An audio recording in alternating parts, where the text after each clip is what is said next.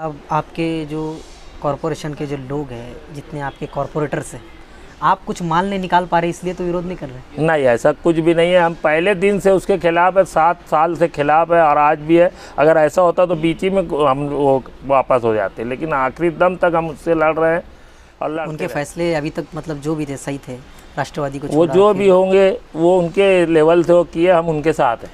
राजधानी हो राजधानी, राजधानी। और अभी ज़्यादातर वो शहर में रहते नहीं, आपके नेता हैं, महागठबंधन आघाड़ी आपने बनाई है, शहर में ज़्यादातर नज़र नहीं आते लोगों को। तो आजकल लोग बोलने लगे वो लापता है। ऐसा नहीं है, वो बाहर से भी काम करते हैं। अब उनकी कुछ मजबूरी होगी, लेकिन वो कुछ ना कुछ उनके लोग करते रहते हैं यहाँ। काम है, सामने वाले इनको इस्तेमाल कर रहे हो, इनका तो करियर ख़राब हो जाएगा 100%। और इनके ना कांधे पे रख के सामने वाला जो है हथियार लेकर चल रहा है और इनका करियर ख़त्म होगा, वो उसको राजकारण के हिसाब से वो यूज़ कर रहा है। कमाल साहब जो कर रहे हैं गठनेता को लेकर, महागठबंधन आघाड़ी को लेकर, आपको क्या लगता है इसके पीछे किसी और का दिमाग चल रहा है? ये बात सच है कि वो खुद, मेरी समझ से अतीक भाई जो है वो बहुत मालूमात वाले आदमी हैं, यानी कानूनदान हैं। लेकिन आज जो वो कर रहे हैं किसी की नादानी में या किसी की सुनकर, इसलिए आज के इस खास शो के मेहमान अजीज़ मंसूर अहमद साहब हमारे साथ मौजूद है।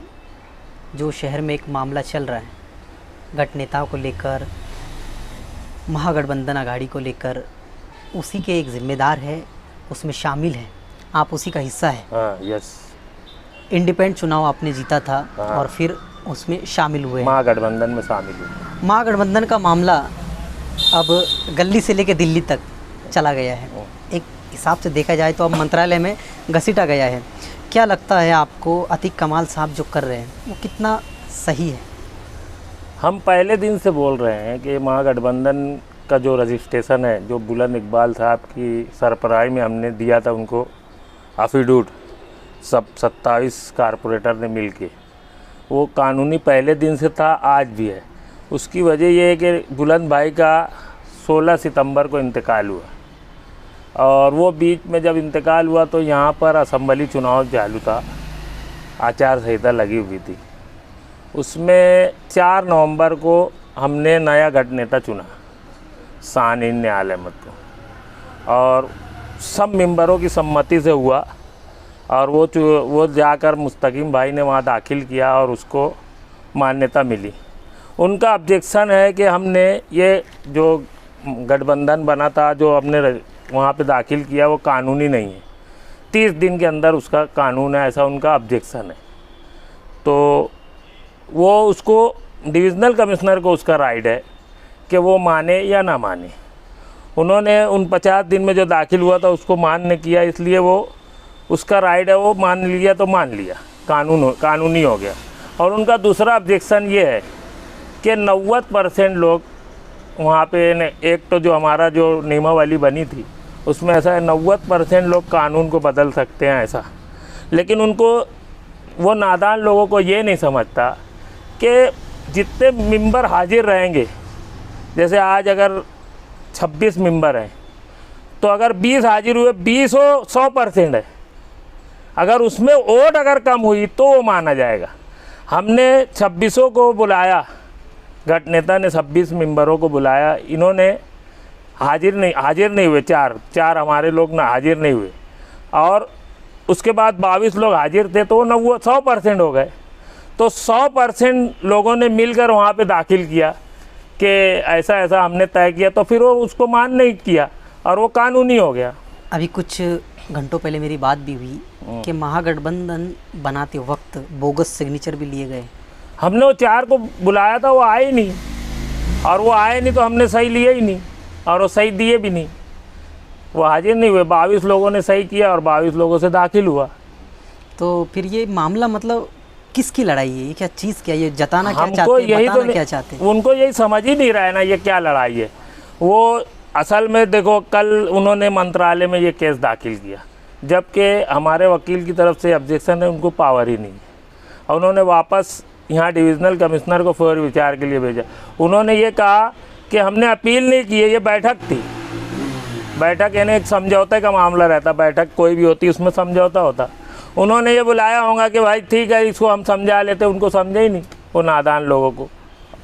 और इसमें जो लोग शामिल हैं महागठबंधन में, कुछ लोग आपके खिलाफ भी है, मतलब वो नहीं चाहते कि महागठबंधन का हम हिस्सा रहे, एक तरह की बंडखोरी उन्होंने की है। हाँ, बंडखोरी की है ना, तो उसके लिए जो भी कानून से होगा तो गठ नेता की तरफ से हम नोटिस देने वाले हैं, और उसके ऊपर जो भी कानूनी कार्रवाई होगी डिविजनल कमिश्नर में चलेगा और उसका फैसला होगा, और बंडखोर को सज़ा मिलना ही मिलना है। अतीक कमाल साहब जो कर रहे हैं गठ नेता को लेकर, महागठबंधन आघाड़ी को लेकर, आपको क्या लगता है इसके पीछे किसी और का दिमाग चल रहा है? ये बात सच है कि वो खुद, मेरी समझ से अतीक भाई जो है वो बहुत मालूमात वाले आदमी हैं, यानी कानूनदान हैं, लेकिन आज जो वो कर रहे हैं किसी की नादानी में या किसी की सुनकर, इसलिए वो आज उनका फैसला खुद कर रही है। और वो ये बेवकूफ़ी क्यों कर रहे हैं मुझे ही नहीं समझ रहा है, जबकि आज उनको सब समझता है कानून, वो भी सीनियर मेंबर है हमारे जैसे, लेकिन उनको सब समझते हुए वो कर रहे हैं किसी की कठपुतली बनकर, और उसका खमियाजा वो भुगतेंगे। चुनाव करीब आ रहे हैं, बस कुछ महीनों बाद, ज़्यादा से ज़्यादा 1 साल का वक्त शायद बचा है, तो ये चुनाव को गर्म करने के लिए तो नहीं ये सब मामला? हो सकता है सामने वाले इनको इस्तेमाल कर रहे हो, इनका तो करियर ख़राब हो जाएगा 100%, और इनके ना कांधे पे रख के सामने वाला जो है हथियार लेकर चल रहा है और इनका करियर ख़त्म होगा, वो उसको राजकारण के हिसाब से वो यूज़ कर रहा है और ये यूज़ हो रहा है। लोगों का कहना है आने वाले चुनाव में अतीक कमाल साहब की ज़मीन भी ज़ब्त होगी। ये आज तो मैं नहीं बोल सकता, लेकिन उनकी छवि ख़राब हो गई है। उनको कोई वार्ड ऐसा नहीं है जहाँ वो लड़ सके। हाँ, हो सकता है उनको कांग्रेस वाले कहीं लड़ा देवे उनके एरिया से, तो अलग बात है, लेकिन आज मुझे नहीं लगता कि उनके लिए पक्का एरिया कहीं बचा हुआ है जहाँ से मुफ्ती इस्माइल साहब का असर है और वहाँ से वो चुन कर आ सके। मुफ्ती साहब का क्या रोल है इसमें? आप क्या मानते हैं उनको? आज अपना नेता मानते हैं या महागठबंधन आघाड़ी का एक हिस्सेदार? मुफ्ती साहब हमारे नेता थे, कल भी, आज भी और आगे भी रहेंगे। हम मुफ्ती साहब को मानने वाले हैं, महागठबंधन के सरबराह हैं और हमारे नेता हैं। उनके फैसले अभी तक मतलब जो भी थे सही थे, राष्ट्रवादी को वो जो भी होंगे वो उनके लेवल से वो किए, हम उनके साथ हैं। और अभी ज़्यादातर वो शहर में रहते नहीं, आपके नेता हैं, महागठबंधन आघाड़ी आपने बनाई है, शहर में ज़्यादातर नज़र नहीं आते लोगों को, तो आजकल लोग बोलने लगे वो लापता है।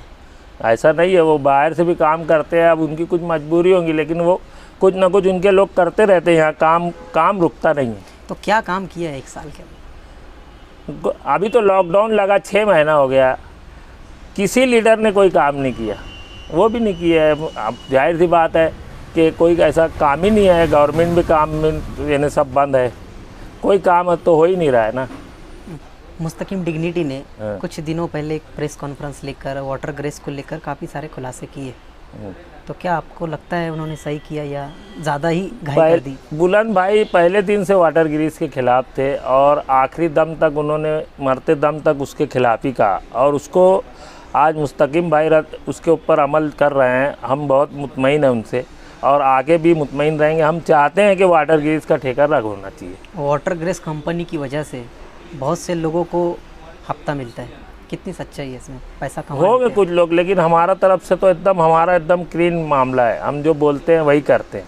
या आपके जो कॉरपोरेशन के जो लोग हैं, जितने आपके कॉरपोरेटर्स हैं, आप कुछ माल नहीं निकाल पा रहे इसलिए तो विरोध नहीं कर रहे? नहीं, ऐसा कुछ भी नहीं है। हम पहले दिन से उसके खिलाफ है, 7 साल से खिलाफ है और आज भी है। अगर ऐसा होता तो बीच ही में हम वो वापस हो जाते, लेकिन आखिरी दम तक हम उससे लड़ रहे हैं और लड़ते रहेंगे। बीच में कुछ बातें सामने आ रही थी कि मुस्तकिम डिग्निटी साहब भी एनसीपी के पीछे लगे, मतलब वो भी ऐसे एक शख्स को, ऐसे किसी एक शख्स को सदारत दिलाना चाहते हैं और जनता दल और एनसीपी मिलकर कॉरपोरेशन का चुनाव लड़ेंगे। गठबंधन तो आज भी है ना, एनसीपी जनता दल का आज भी गठबंधन है ना।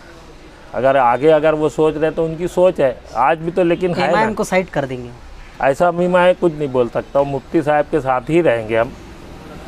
MIM से हमारा आज ताल्लुक़ तो नहीं है पार्टी लेवल से, लेकिन दोस्ताना है। मेरा आखिरी सवाल ये है, क्या आपको लगता है कि MIM की सीट मालेगांव में चुनकर दिए वो सही है, या लोगों ने थोड़ी सी ज़्यादा ही मतलब ये कर दी, घाई कर दी? जिस तरह से मतलब ये पार्टी को अगर देखा जाए तो हमेशा बदनाम रही है। पार्टी लेवल से तो मैं नहीं बोलूँगा। आज मालेगांव में जो था जोर MIM से नहीं था, मुफ्ती इस्माइल का था, रद्द अमल था, बदलाव का जोर था। मुफ्ती साहब कोई भी पार्टी से लड़ते तो चुन कर आते। चलो बहुत बहुत शुक्रिया।